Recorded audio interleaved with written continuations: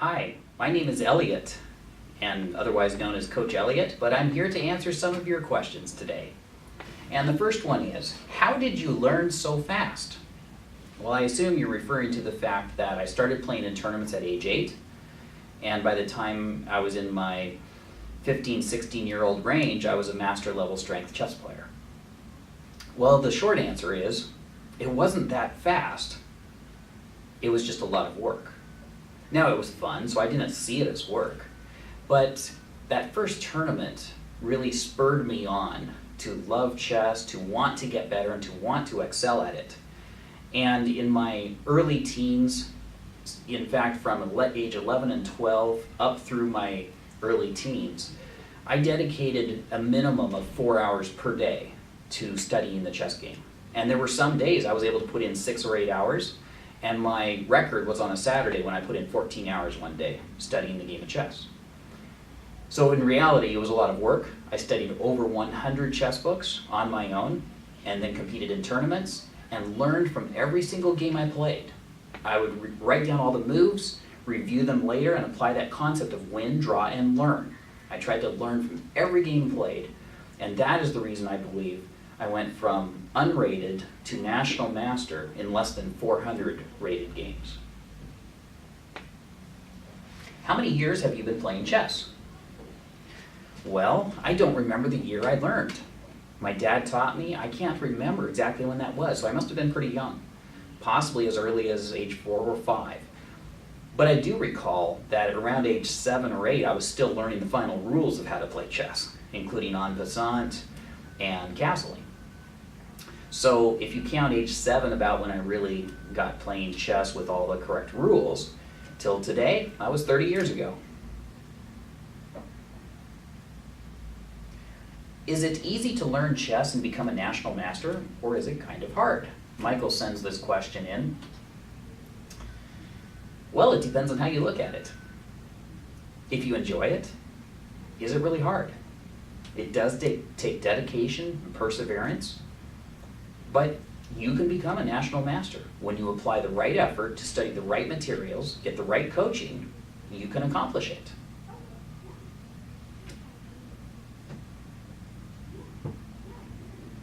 We had some bishop level students ask a few questions. Do you know how to speak Japanese? No, sorry. I know a few words of Chinese and a few words of some other languages such as Dutch, Spanish, and of course the chess terms in various languages. But beyond that, I am not a linguist. How did you become so good at chess from Dritesh? Well, I think I answered that question earlier. Simply perseverance, studying the right tools. Sayukta sends in this. What is your favorite chess position? Well, Sayukta, this really brings back some memories, and there's many positions I can think of, but one game in particular stands out that leads to this position, and I'd love to show you that game here. So in this position, I played the move that is probably my most memorable move in tournament chess. I wonder if you found it yet. Rook to f5. I block black's rook from defending, and I offer my rook with check to a pawn. Black did not play this, but if black had done so, my king would then simply slide sideways. Out of check. And now, I have this line open to go checkmate the king with my queen, and bring the rook in. I did not see a defense for black. What is your favorite chess tactic? This comes from Anthony.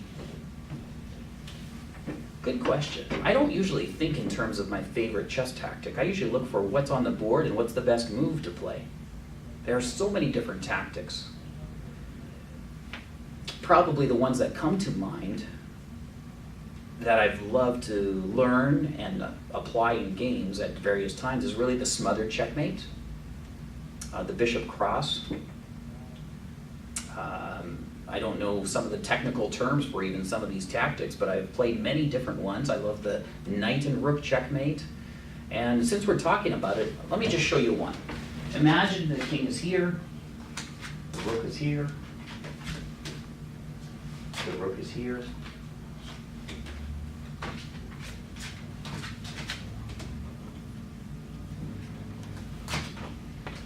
Position like this. The king is trapped by his own pieces. We call this the epaulette. We have checkmate. Imagine a position like this.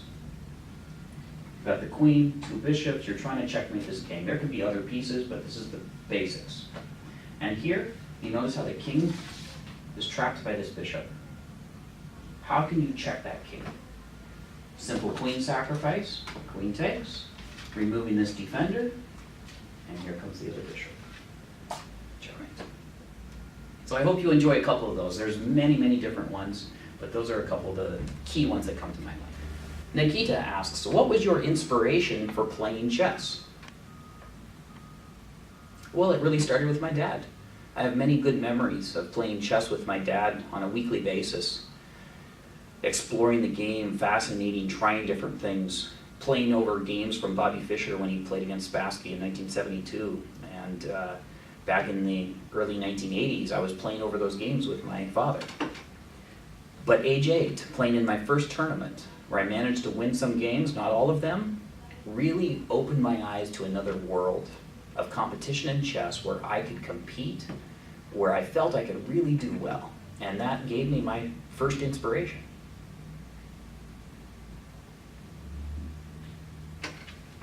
Trey asks, why did you choose to become a chess coach? Another great question. And the reality is I became a chess coach unofficially at age 12. Yes, I was competing already, doing well, and I had friends.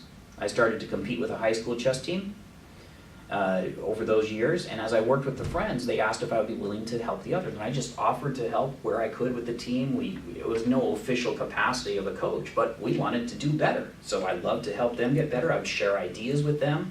In high school, we competed in the Washington State High School Championships for both team as well as individual, and I loved to help my teammates. And then one day, one of our friends, we met at a tournament. There was a dad and his son, and the dad said, hey, could you help my son? I said, sure. And he said, I'll pay you. I said, really? Okay, that's fine. And I started coaching chess for $5 per lesson. Cindy asks, do you play an instrument? Actually, I do. I studied piano for a few years. I enjoy playing piano, coming up with some tunes on my own. I find it very relaxing.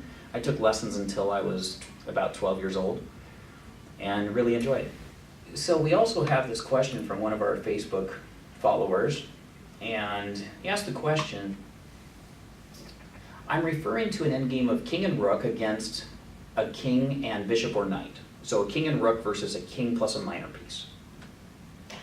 His question is, does it always lead to a draw? Well, the short answer is no. There's many exceptions, there's many different positions. However, knowing those positions is key.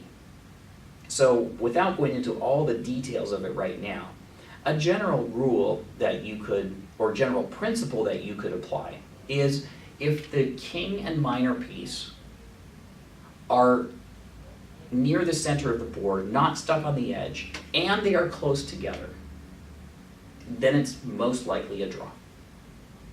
If the king and minor piece are separated, there may be tactics that you could win the minor piece. And if the king is stuck on the edge of the board, there are some positions that are winning positions for the king and rook. Knowing all of them, I cannot cover them right now. So that comes to the end of our questions for this Friday. I hope you enjoyed those. Look forward to answering some more. Have fun, enjoy your chess, and let's all win, draw, and learn.